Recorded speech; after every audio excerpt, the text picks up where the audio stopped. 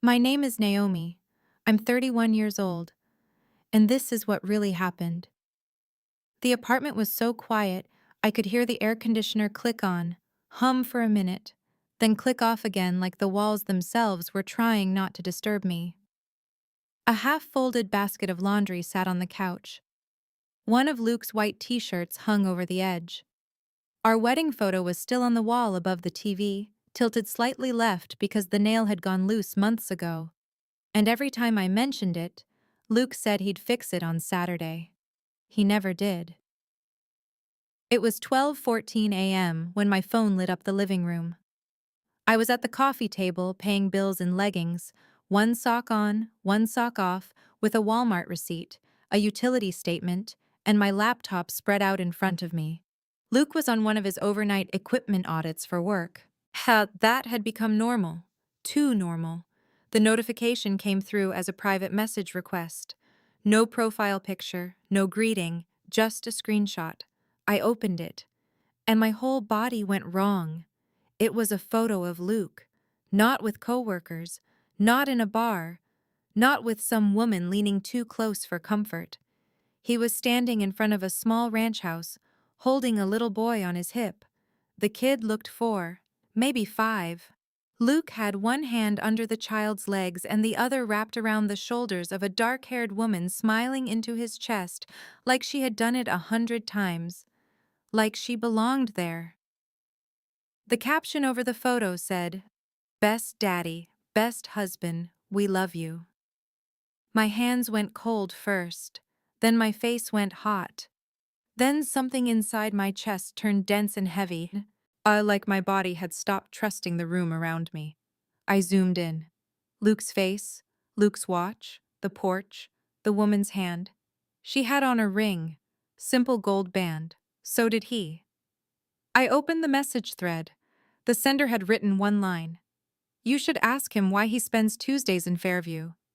I stared so long the screen dimmed. Fairview was 40 minutes away, close enough to be possible, far enough to hide a life. I read it again. "You should ask him why he spends Tuesdays in Fairview."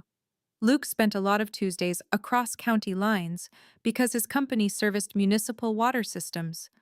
That was the phrase he used when he wanted me to stop asking questions without sounding guilty for asking them in the first place. He knew exactly how to do that. He knew I hated sounding suspicious. He knew I wanted to be the easy wife. My thumb moved before my brain caught up. I clicked the sender's profile. Nothing.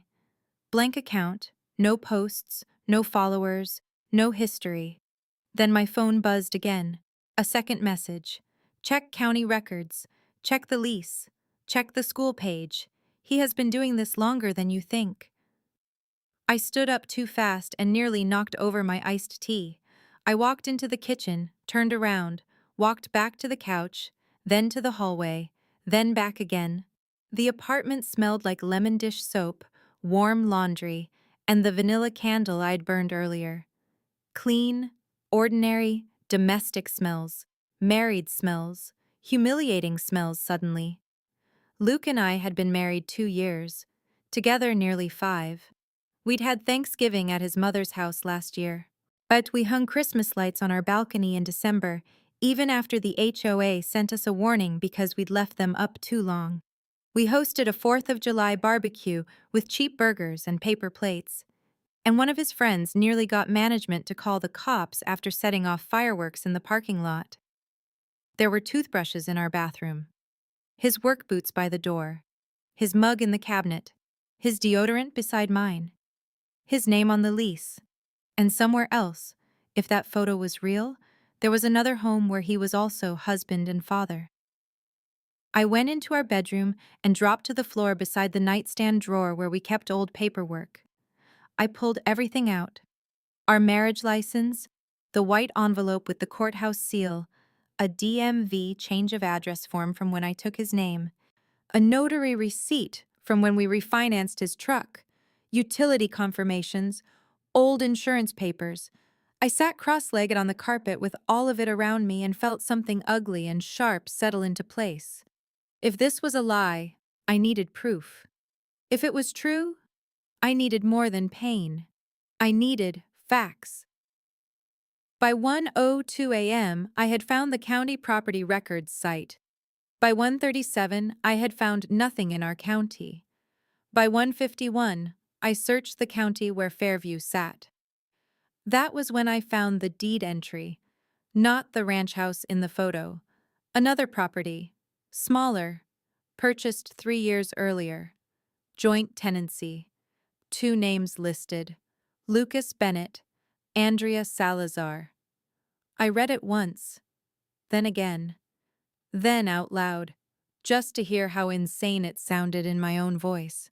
The site let me pay to view document images. I did it with one shaking finger. At $3.25 to watch my marriage split open on a county website. The PDF loaded slowly. Property deed transfer. County clerk. Case number 2023-17823. Signatures notarized. I zoomed in. There was Luke's signature. Sharp, familiar, slightly slanted uphill. The same hand that signed cards to me. The same hand that signed the courthouse paperwork when he married me. The same hand that had signed himself into another woman's life before I ever walked down that courthouse hallway. I put my hand over my mouth. Still no tears. Just a sick, stretching disbelief that had gone beyond language. I checked the date again. 3 years earlier. 1 year before our wedding. Which meant, whatever this was, it had not started after me. It had existed during me, under me, around me, built right into the frame of everything I thought was solid. I barely slept. Around 4 in the morning, I lay on top of the comforter in my clothes with my phone still in my hand and my mind still running in circles too fast to catch. I woke at 6:19 to the sound of a garbage truck outside. At 6:42, Luke texted me. Long night, heading to grab coffee. Love you. I stared at the screen. My fingers hovered. Then I typed back, love you too. Drive safe. That was the first lie I told to survive the bigger one. At work, I answered emails I don't remember reading. I worked billing at a pediatric dental office. My days were usually insurance codes, co-pays, denied claims, parents arguing about coverage, children leaving with balloon animals and fluoride smiles. That day, every voice sounded distant, like I was underwater. That near the copier, Jenna touched my elbow. You okay? I looked up too slowly. You look pale. Didn't sleep much. She leaned one hip against the cabinet. Luke keeping weird hours again? Something like that. She studied my face for a beat too long. Then she handed me a stack of forms and let me disappear into routine. I loved her for that. Not everybody needs to pry in order to care. At lunch, I sat in my car, locked the doors, and searched Andrea Salazar. 3 women popped up in nearby counties: a hairstylist, a nurse practitioner, a PT, a volunteer whose public Facebook banner showed a backyard birthday party with blue balloons and a superhero cake. I clicked. There he was, Luke. Same smile, same shoulders, same stupid dimple in his left cheek that used to soften me faster than it should have. He was standing behind a little boy at a picnic table, helping him blow out candles. Andrea was beside them, one hand on the child's back, smiling like a woman with a life she believed in. The caption said, Mateo turned 5 with his favorite people. Favorite people. I went through every public photo I could find. Christmas pajamas in front of a fireplace, a pumpkin patch in October, a zoo trip, a school orientation post with a Fairview Academy tagged in the comments, a backyard sprinkler video, a blurry dinner plate with 3 sets of silverware. Nothing dramatic, nothing reckless, no smoking gun confession. Just routine, and that hurt worse. He had not built some sloppy side affair. He had built rituals, pancakes, school pickup, birthday candles, shared weekends. Domestic betrayal is its own kind of violence, and it steals the furniture of your life and arranges it in another house. That evening, Luke came home at 7:18 with a Starbucks cup and a bag of takeout. He kissed my forehead. I almost flinched. You okay, baby? You seem quiet. Long day. I brought pad thai. The place you like. Thanks. He changed into gym shorts, sat on the couch beside the half-finished laundry, turned on ESPN, and started eating with one hand while scrolling with the other. He laughed at something on his phone. A quick laugh. Easy. Unburdened. I looked at his face and wondered which woman that face belonged to in that exact moment. Mine, hers, both. Neither. That night he slept beside me with one arm draped over my waist, breathing slow and steady like a man at home. I stared at the ceiling until dawn. The next week I did not confront him. As I got quieter, stillness became strategy. I copied bank statements, downloaded credit card histories, checked toll transactions on his commuter pass, searched old emails for receipts, confirmations, invoices, hotel dates, any piece of paperwork that could hold still long enough to tell on him. Patterns appeared fast once I stopped protecting him in my own mind. Tuesdays in Fairview. Some Thursdays near the school district. Small withdrawals near a grocery store over there. A pediatric pharmacy charge. A furniture store. A wholesale club membership 20 miles from our place. He had always been good with logistics. That was what his mother said about him. Now I understood. On Friday, I left work early for a fake dentist appointment and drove to Fairview. It was cloudy, but I wore sunglasses anyway. And I parked across from the elementary academy I'd seen tagged online and waited with both hands on the wheel. At 2:58, parents started lining up. At 3:11, children spilled out in loud clusters, backpacks swinging, teachers waving them toward minivans and trucks and sedans. At 3:16, Luke's truck pulled into the pickup lane. I knew the dent in the rear bumper. I knew the faded college decal on the back window. I knew the way he rested his arm out the window when he got impatient. A little boy in a red hoodie broke from the crowd and ran toward the passenger side. Andrea followed slower, carrying a folder, talking to another mom like it was the most regular afternoon in the world. She leaned into Luke's open window. He handed her something. She smiled. Then she opened the back door, buckled the boy in, and Luke reached out and touched her wrist. Tiny touch, casual touch, practice touch. The kind that only looks harmless if you don't understand its history. My fingers dug into the steering wheel so hard they hurt. There they were.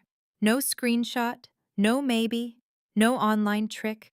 Just my husband picking up his son from school. He drove away with them in the truck I had helped insure. I followed for half a block, then pulled off into a gas station and parked beside an air pump. The car smelled like hot rubber and gasoline. A woman at the next pump was arguing with a teenager over snack money. Someone inside the convenience store laughed too loudly. A radio somewhere was playing country music through a bad speaker. Normal life was happening all around me while mine was coming apart in a parked car. That was when I cried. Hard. But quiet.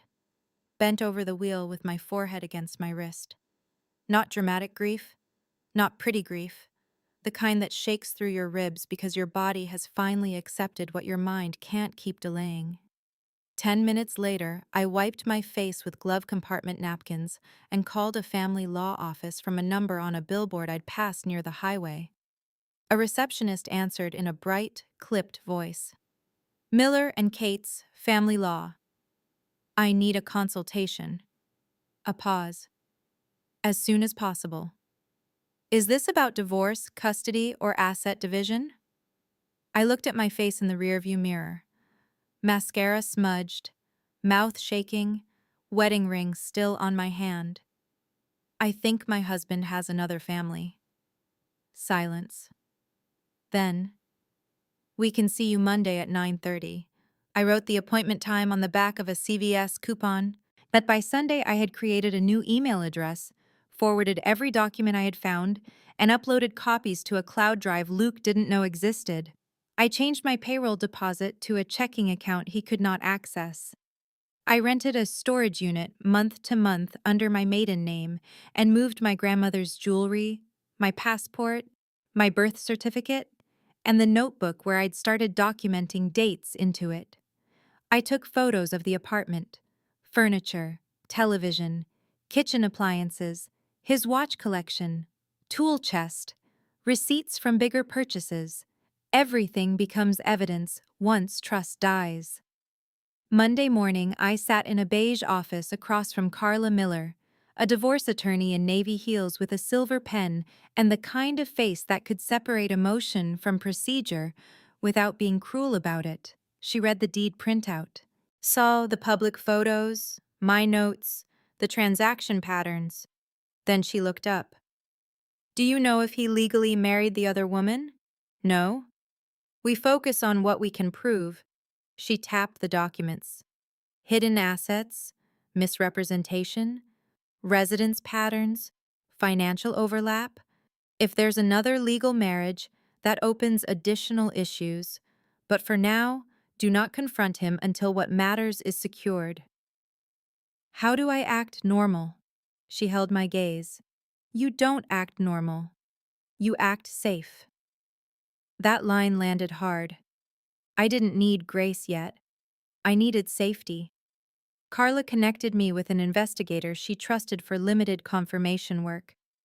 It was expensive. I paid the retainer anyway. Worth it. That week, Luke kept performing husband. He brought home Thai food again.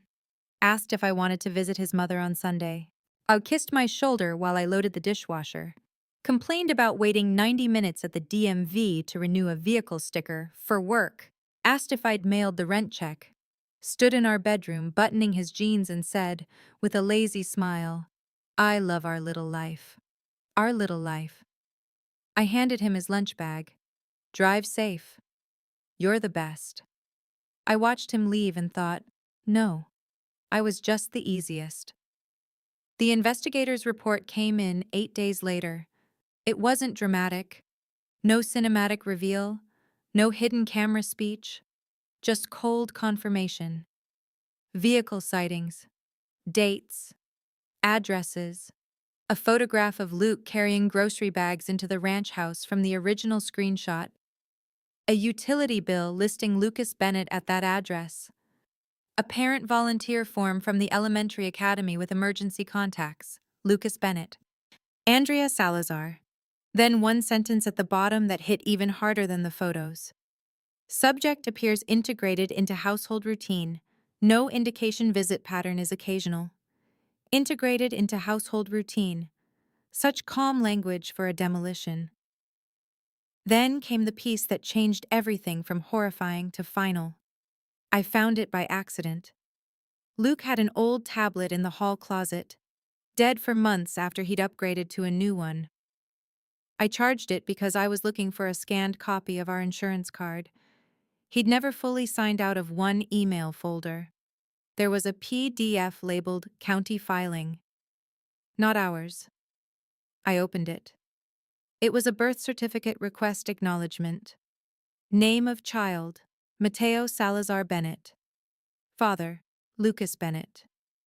Mother, Andrea Salazar. Date issued, 17 months after Luke and I got married.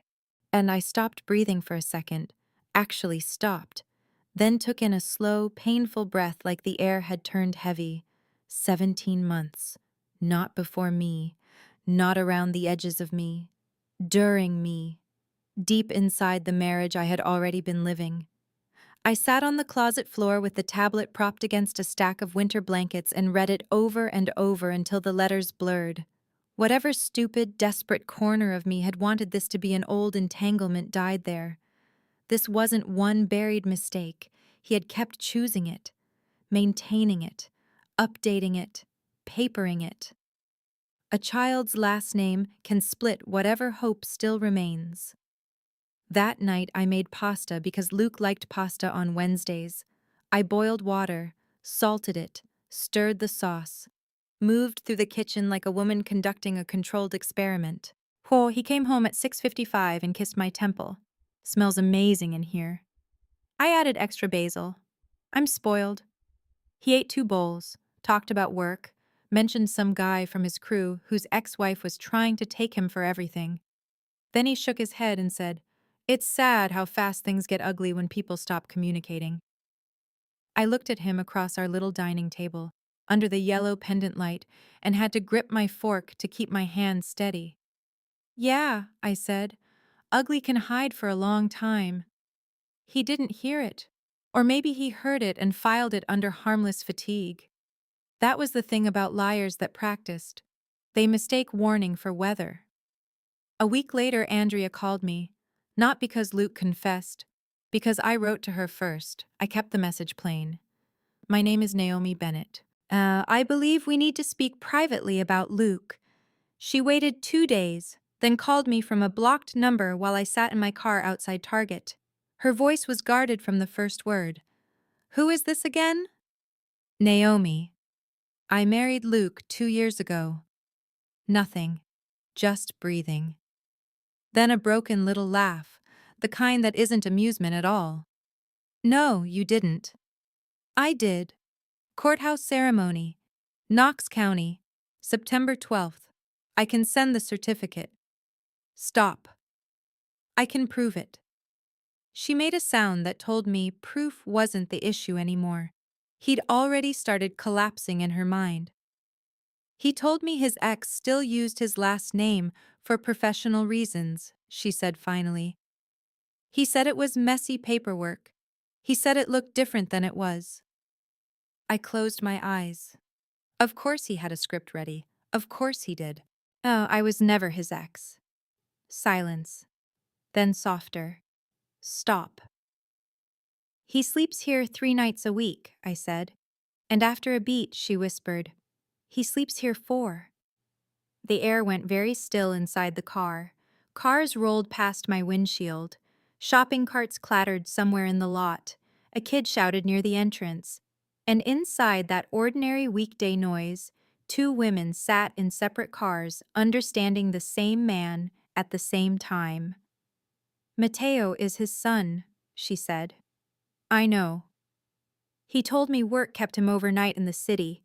He said he was protecting us from a hostile former spouse. He told me Tuesdays were equipment audits." She let out a short, ugly sound. "He has a phrase for everything." Yes, he did. We met 3 days later in a public library meeting room halfway between our towns. Bright lights, cheap chairs, as a whiteboard no one used, a neutral place where nobody could perform a scene. Andrea came in carrying a folder. So did I. She was younger than I expected. 28 maybe. Tired eyes, plain cardigan, no dramatic entrance, no smugness, no villain energy. Just a woman with a ring mark on her finger and the stunned posture of somebody whose private reality had been shoved sideways. She sat down first and opened her folder. Inside were family photos, shared bills, a pediatrician invoice, a grocery receipt with his handwriting on it. Texts about fevers and smoke detectors and milk and pickup times. Life. Boring, ordinary, intimate life. I laid out my marriage certificate, our joint lease, tax returns, insurance cards, photos from our wedding, a receipt from our anniversary trip. The Andrea stared at the beach photo for a long time. "That weekend," she said quietly, "he told me he was in Atlanta for a treatment seminar." "He told me you didn't exist." She nodded once. Then she said the truest thing I heard that entire year. "I kept thinking there had to be a woman somewhere getting the better version of him. Turns out he just gave us different lies." I looked at her. Not because it was elegant, because it was exact. We spent 2 hours comparing calendars. He used the same phrases with both of us. Running late, emergency repair, crew dinner, phone died, stayed with Marcus, out of signal, long shift. He recycled tenderness too, made it safe. "My girl, get some sleep for me." He had manufactured intimacy in bulk. That was somehow more disgusting than the sex. Andrea told me he had once been engaged to her, then kept pushing the wedding because of insurance issues, his mother's health, bad timing, one complication after another. He told her private love was stronger than performative love. I almost smiled when I heard that. He told me social media cheapens marriage. Andrea dropped her gaze and laughed once through her nose. God. No, we didn't become friends. That would have been too neat, too sentimental. But we became witnesses, and witnesses matter. Carla loved witnesses.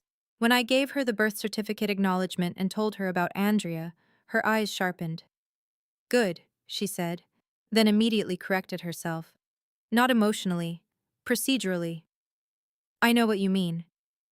We proceed carefully, no threats, no dramatic texts, no property destruction, no emotional theater in writing. We file. We preserve leverage. Preserve leverage. That became my private prayer. I stopped sleeping with Luke. At first, I blamed headaches, then stress, then a sinus infection. Then I moved into the guest room and said I needed uninterrupted sleep. He noticed, but not enough. He was tracking 2 households. He only responded to problems that threatened access. Are we okay? I'm tired. Is this about me working so much? Partly. Baby, I'm busting my ass for us. Us. By then, that word sounded dirty. He started trying harder in the cheapest ways. Flowers from the grocery store. A candle. A cheesecake slice from the Italian place near the freeway. One night, he wrapped his arms around me from behind and asked if we should plan a weekend trip. Just us. Just us. Yet I thanked him for the flowers, put the candle on a shelf, ate half the cheesecake, kept building my exit. I found a 1-bedroom sublet through a friend of Jenna's cousin. 3rd floor, terrible carpet, thin walls. Safe enough. I signed the lease under my maiden name on a Friday, while a little bell over the notary office door kept ringing from package drop-offs next door. I rented a moving van for the following Tuesday. Tuesdays felt right. Monday night, Luke stood behind me while I washed dishes and rested his chin on my shoulder. You feel far away lately. Maybe I've been carrying more than you realized. Then tell me what you need. I turned off the water, dried my hands slowly. Honesty would have been a good start. He went still, just for half a second, then recovered. What does that mean? It means I'm tired, Luke. He exhaled.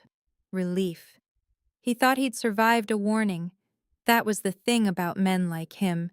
They hear the crack in the ice and think it's only weather. The confrontation came 12 days later, Saturday, 4 p.m. Not late enough for exhaustion to be his excuse. Not public enough for him to perform innocence to strangers. Not private enough for him to lock the room around me without a plan. Andrea was not there. Carla had said that would complicate things, but Andrea had already given a sworn statement for later use if needed. I had copies in my folder. I told Luke I wanted to talk seriously. He came in with a Gatorade in one hand and his keys in the other, all easy confidence and soft concern. You're scaring me a little. Sit down. He sat. I stayed standing. The apartment looked wrong already because I'd moved my sentimental things that morning. No grandmother's lamp, no jewelry box, no photo albums. The wall where our wedding picture had hung was empty except for the nail. He noticed immediately. Why'd you take that down? I didn't answer. I put the deed printout on the coffee table, then the utility bill, then the investigator photo, then the school emergency contact form, then the birth certificate acknowledgement, then our marriage certificate, paper by paper. Slowly, giving each one its own space. He looked down, then up at me, then back down. His face shifted in steps. Confusion, calculation, annoyance, fear. Naomi, no. My voice surprised even me. You speak after I finish. He shut his mouth. I pointed at the stack. I know about Fairview. And I know about Andrea. I know about Mateo. I know about the house. I know about the utility account. I know your truck was at that school. I know you signed a birth certificate while sleeping beside me 3 nights later. He swallowed. It's not what. Do not insult me with that sentence. That landed. He leaned forward, elbows on knees, like a man preparing to negotiate a contract dispute. Listen to me. Andrea and I were complicated before you. It never fully ended the right way. Then Mateo happened. I was trying to handle responsibilities without blowing up lives. You built 2 lives and let both women think the other was the problem. I was scared. Of what? I took one step closer. Running out of scripts? He rubbed both hands over his face. I love you. You love access. He looked up sharply. Bah, that's not fair. Fair left this room long before I did. He stood too fast, started pacing. That was the first time he looked less like a husband and more like what he really was. A man watching systems fail. Andrea knew things were messy. She knew the lies you tailored for her, just like I knew the lies you tailored for me. I was trying to keep everyone stable. Stable for who? He looked around the apartment like the furniture might testify for him. Please sit down. We can talk through this. I already did the talking with an attorney. He froze. The room changed right there, from emotional to procedural, from marriage to consequence. An attorney? Yes. You filed something? You'll be served. His face emptied. That was the first real moment. Not grief, not guilt, consequence. So he took a step toward me. I stepped back. Don't. Naomi, please. Don't do this like some cold legal ambush. I laughed once. Just once. No humor in it. You mean the way you did marriage? He opened his mouth. Nothing came out. Then he tried soft. The voice he used when he wanted me reasonable, manageable. We can fix this. People come back from worse. I held his gaze. Name one honest thing in that sentence. Silence. The air conditioner kicked on. A truck outside backed up with that awful, steady beeping. Somewhere down the hall, a neighbor's door slammed. Ordinary sounds. A dead marriage in the middle of them. I picked up my bag. I'm leaving now. You are not coming with me. My share of funds has already been separated. The inventory is documented. My attorney has what she needs. Do not contact my job. Do not contact my family. Communicate through counsel unless it concerns service. He stared at me like he was seeing a version of me he had never bothered to imagine. Where are you going? Somewhere you don't get to know. Naomi, please. You had years to say please honestly. He moved fast then, reached for my wrist. I stepped back and held up my phone. Touch me, and I call 911. He stopped. I walked to the door. He followed to the kitchen. You're really throwing away our marriage? I turned. Not because he deserved one last look, because I wanted him to hear me while I was still physically inside the room he had lied through. You did that. I opened the door. I'm just refusing to live in the wreckage. Then I left. One suitcase, my work bag, a folder thick enough to bruise a hand. And Jenna was outside in her SUV because she had refused to let me do that part alone. I loaded the suitcase into the back. My phone started ringing before I even shut the trunk. Luke. I let it ring. Then again. Then again. By the time we hit the main road, he had called 19 times. Texts followed. Please answer. We need to talk. Andrea is lying. You're overreacting. Don't do this. I can explain. Tell me where you are. Please, baby, please. Jenna glanced over from the driver's seat. You want me to take your phone? No. I looked at the screen lighting up again. I want to watch him realize silence exists. She reached over and squeezed my hand. Didn't say anything else. The sublet was exactly as depressing as promised. Brown carpet, cheap blinds, I had one tiny balcony overlooking a parking lot and a dead strip of grass where somebody had left a plastic tricycle on its side. It felt glorious. Nobody there knew him. Nobody there knew my married smile. Nobody there had seen me set a plate down in front of him or fold his shirts or wait up for him while he fed lines to 2 households. I slept on an air mattress for 3 nights. The first morning I bought dish soap, paper towels, and 2 mismatched mugs from Target. I stood in line behind a woman buying birthday candles and in front of a man arguing into a headset about drywall estimates and felt almost invisible. It was a gift. Luke called 83 times that first day. By night 2, the total was 127. He called from his number, then from Marcus's phone, then from blocked numbers, then from his office line. He emailed. Left voicemails. Some begged, some blamed, some threatened collapse. Naomi, please, I'm outside your work. I just need 5 minutes.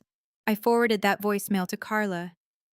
If Andrea said things, she's twisting this because she's angry. Delete. I love you. I can't breathe without you. Lie. Call me back. This is getting ridiculous. There he was. You're punishing me. You wanted perfect and nobody's perfect. Closer. I'll tell everybody the whole thing if that's what you need. That one almost made me laugh. He still thought truth was a lever he controlled. By the end of day 4, the call count hit 280. I know because I took screenshots in batches and labeled them by date. 280 calls. People hear that number and think obsession, devotion, desperate love. No, it wasn't romance, it wasn't grief. It wasn't a man waking up to the value of a woman. It was a control system failing at scale. When I stayed silent, he lost his shape. He contacted my cousin in Ohio, my old college roommate, one of my coworkers, even my mother, who had never liked him and told him exactly where to go. He called me sobbing, she said. Did you hang up? After I told him he should try crying in front of a judge. I loved her for that. Andrea moved too. Smaller place. Closer to her sister. Different school transfer plan for Mateo. We were never close in the sentimental sense, but we checked in through brief, efficient messages during filing weeks. He told his mother I manipulated records. Mine has originals and certified copies. Same. Good. And there is a quiet sisterhood in surviving the same man without having to become each other's emotional project. Carla filed for divorce on grounds that included fraud, concealment around finances, and material misrepresentation affecting the marriage. She was careful, exact. She liked paper more than feelings, which was perfect because feelings had nearly destroyed my instincts. Luke cycled through strategies like he was trying on coats. First denial, then minimization, then confusion, then apology, then promises, then self-pity, then anger. The Fairview house was temporary support. Andrea was unstable. Mateo's paperwork was complicated. He had planned to tell me when timing was safer. He loved us both differently. Differently. As if betrayal gets softer when you make it sound abstract. His mother called me once from a landline. I let it go to voicemail. Her message was all wounded dignity and carefully arranged outrage. Marriage is hard, Naomi. Men make mistakes. Public embarrassment helps no one. Public embarrassment. That told me everything. Not private devastation, not fraud, not a child dragged through deception. Embarrassment. That was the family value. I saved the message, blocked the number. At work, Jenna started bringing me breakfast sandwiches on Tuesdays because Tuesdays had become something I felt in my body before I admitted it in words. She never gave a speech about healing. She never said I was strong. She just set the sandwich near my keyboard and asked if I wanted hot sauce. Healing isn't always beautiful. Sometimes it's a coworker with practical kindness and no demand for a performance. 3 months after I left, I had a folding table instead of an air mattress. Real dishes instead of paper plates. Cheap curtains, A snake plant I nearly killed, then managed to save. I learned the building's rhythms. Which neighbor slammed doors, which baby cried at bath time, which dog barked at elevators. My life got smaller before it got stronger. That is true. You do not rebuild by replacing every wall at once. You rebuild by making one honest corner and living there until your nervous system stops waiting for the door to open with a lie behind it. Luke kept trying the side doors. A birthday email, a Thanksgiving text, a Christmas card mailed to my mother's address with no return address. Like guilt wrapped itself and dropped it in the slot. He wrote, "I still believe in us." I threw it away. By then I no longer confused refusal with cruelty. There is a difference between loneliness and withdrawal from poison. One winter afternoon I had to go to the courthouse for a filing update and signature issue. The hallway smelled like wet coats and copier toner. A man argued with a clerk about child support arrears. A woman in scrubs bounced a sleeping baby against her shoulder. A deputy stood by the metal detector, looking bored and tired at the same time. Life kept moving. Carla met me near the clerk counter. He wants to discuss settlement again. Does he want to discuss truth? She gave me a look. He wants to reduce damage. Of course he does. When he finally signed, it wasn't graceful. He dragged timelines, disputed furniture values, argued over his tool chest, complained that I was refusing informal resolution. But signatures came, orders were entered. The law, imperfect as it is, still respects dates and records and certified copies. That helped me. Facts helped me. Facts are cold. Cold saved me. Months later, I ran into Marcus at a grocery store near the frozen foods aisle. He was holding chicken nuggets and looked guilty before he even spoke. Naomi, Marcus. I didn't know the whole thing. Maybe he didn't. Maybe he did. Men hide behind partial knowledge, like it counts as innocence. I looked at him for one long second. You knew enough to let him use your phone. His eyes dropped. Yeah, you knew enough. And I walked away before he could ask me to make him feel better about what he had allowed. The first anniversary of my leaving came quietly. No speech, no online post, no dramatic rebirth. I bought takeout from a Thai place and ate it on my tiny balcony while headlights moved through the lot below. The air smelled like rain on hot pavement. Someone across the building played music low enough that I only caught the bass line. I thought about the woman I had been in that apartment with the tipped-over laundry basket. How badly she wanted the screenshot to mean something else. How hard she worked to preserve the dignity of a man already dismantling hers. I wanted to reach back through time and tell her three things. You are not weak because you took time to verify. You are not cruel because you made it legal. You are not bitter because you refused one more conversation. Some endings need a witness, not a rescue. Luke called one final time from an unknown number almost 16 months after the separation. I answered by accident because I was expecting a call from a dental supplier. Naomi? I knew his voice instantly. Less certain, older somehow, still reaching. I didn't answer. I know I shouldn't have called. I wanted to hear your voice once. I wanted to say I'm sorry without lawyers. I wanted you to know I think about you every day. I was standing in the supply closet at work, staring at boxes of fluoride varnish and cartoon toothbrushes, just regular life all around me. That helped. Then I said the only thing left worth saying. Live with that. And I hung up. He never called again. I don't know what story he tells now. Maybe he says he made one complicated mistake. Maybe he says two women misunderstood him. And maybe he says he was overwhelmed, torn, young, scared, human. Men like him love soft words. They lay them over sharp things like blankets. But I know what happened. He built a parallel family while wearing a wedding ring beside me. He let me sign leases, plan holidays, wash his shirts, pay bills across from him at the coffee table, and imagine children in a future already crowded with lies. He called 280 times only after I became unreachable, not when honesty was required, not when truth was required, not when respect was required, not when disclosure could have prevented the damage, only when access disappeared. That number matters when people hear this story. They hear 280 and think obsession. I hear panic. I hear entitlement finally meeting a closed door. And I hear a man dialing the edges of a life he assumed would always stay open to him no matter what he did inside it. And the real revenge?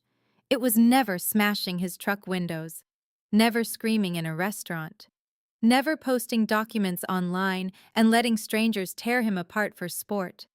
The real revenge was quieter than that. I learned the facts. I protected myself. I let paper speak. I left without begging. I stayed gone. Pain did not make me noble. Discipline did.